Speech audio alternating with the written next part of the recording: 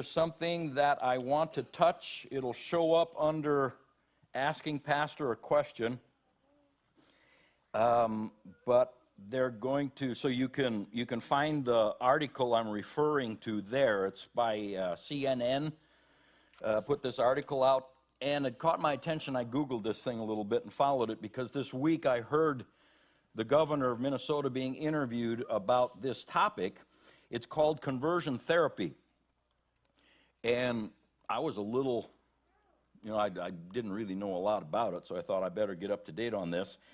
The article at the top says Minnesota moves towards banning conversion therapy, but it's still legal in many states. If you go underneath the picture, of course, they've got people there behind wire for drama in the picture, if you look up the article. It says Minnesota is the latest state to move toward making so-called conversion therapy illegal. It's one of 39 states to introduce the bills. 24 states are introducing it this year, and it's being pushed as suicide prevention among the LGBTQ youth. So let's talk about it just a little bit. Lawmakers in Minnesota voted last week on a measure that would ban mental health professionals from engaging in conversion therapy with anyone under the age of 18 or with someone who's considered a vulnerable adult. Senate has not voted on it yet. Conversion therapy, this is what it is.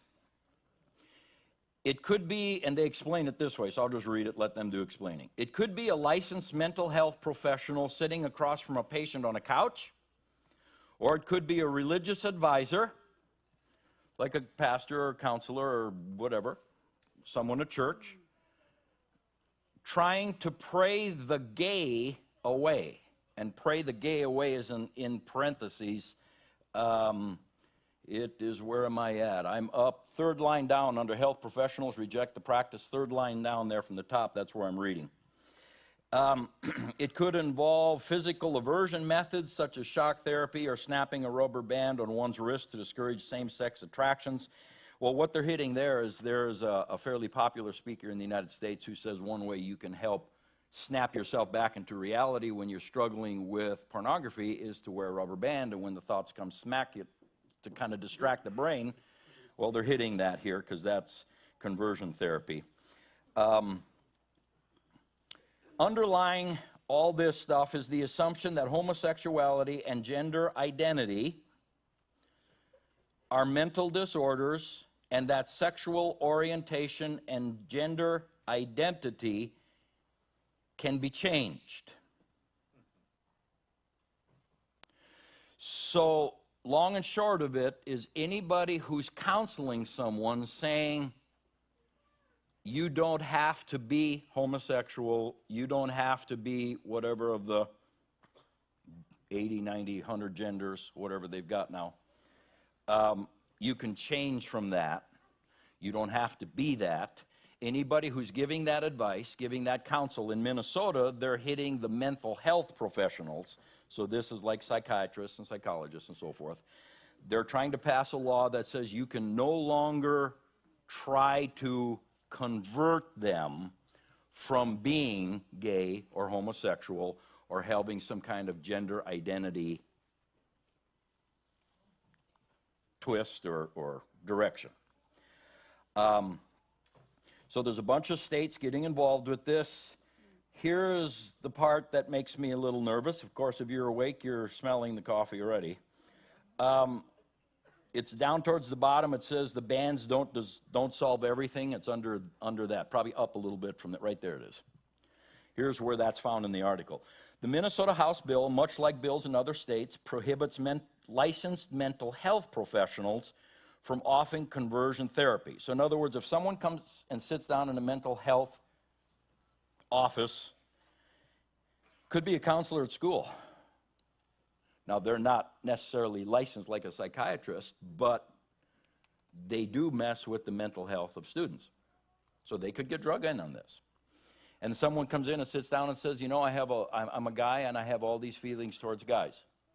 You just go along with it, encourage them to be who they are and develop who they are. You cannot, by law, if this passes, say, well, maybe you should step back and take another look at that. Because you don't have to go with your first urges.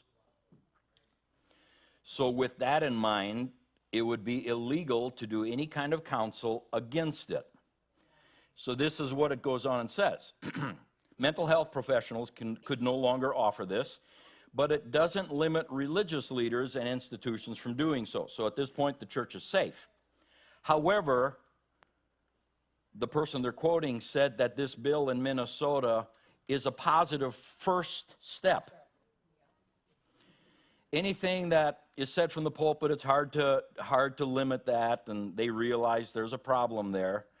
However, this is a first step, and this is what the person said.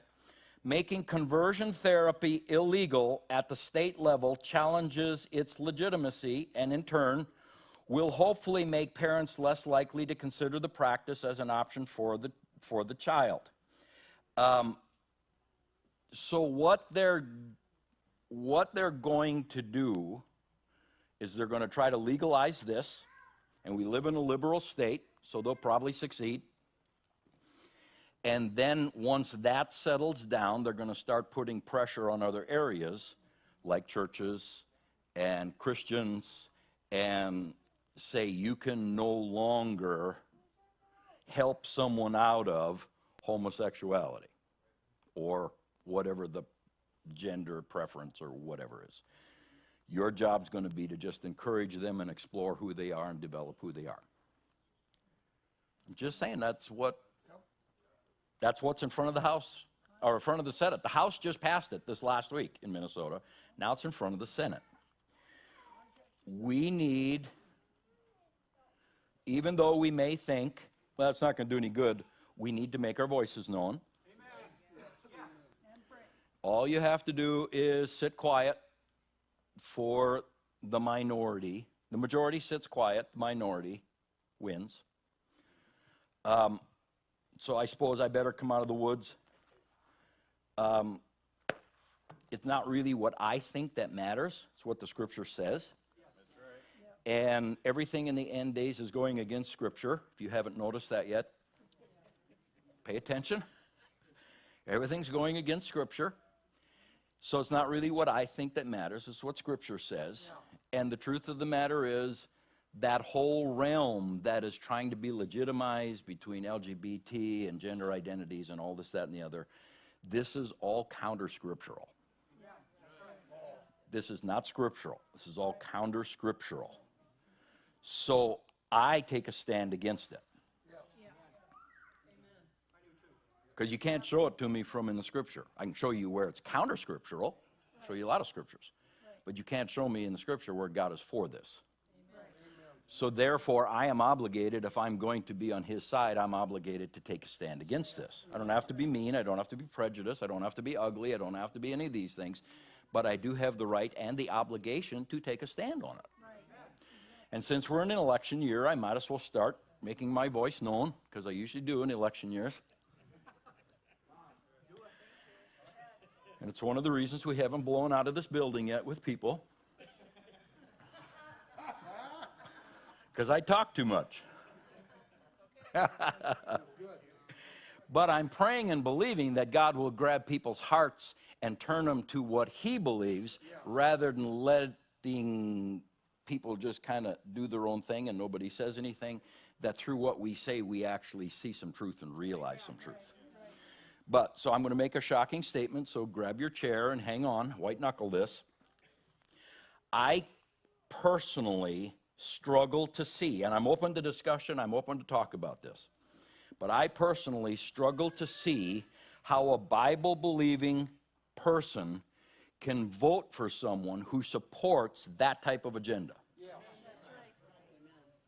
I struggle to see it. It's how can you put someone in office to represent you who is going to represent opposite of scriptural values? What are we doing? Why would we do this? So it's an election year, And you know, I used to believe that, and I still like to, but I've gotten older, and somehow after the 2x4 hits you on the head a few times, you go, oh, okay. I used to say, vote for the person and what the person stands for. And I did that for years. But after doing that and putting some people in office that I liked what they stood for and what they said, I found out that when big votes came up, that person would vote party lines. So they would vote for whatever their party wanted. Well, I wasn't in favor with what their party wanted. I voted for them to represent me. And what the party votes for, no, I don't support the party. So I've learned that even though I really don't like the party system, we're stuck with it. And in some ways, they're all corrupt together. You know, it is what it is. But I encourage you, you can get online, just look up Republican platform, Democrat platform. They're the big two. You can look up Libertarian platform, Independent. You know, you can look them up, and they will tell you what they stand for and how they will vote as a party when issues come up. Compare that to the Word. Yeah, exactly. And it'll automatically tell you who you should vote for. Yep. Amen. Yep. Still love me? Yes. Because I'll probably get a little blunter in the future. We're just warming up.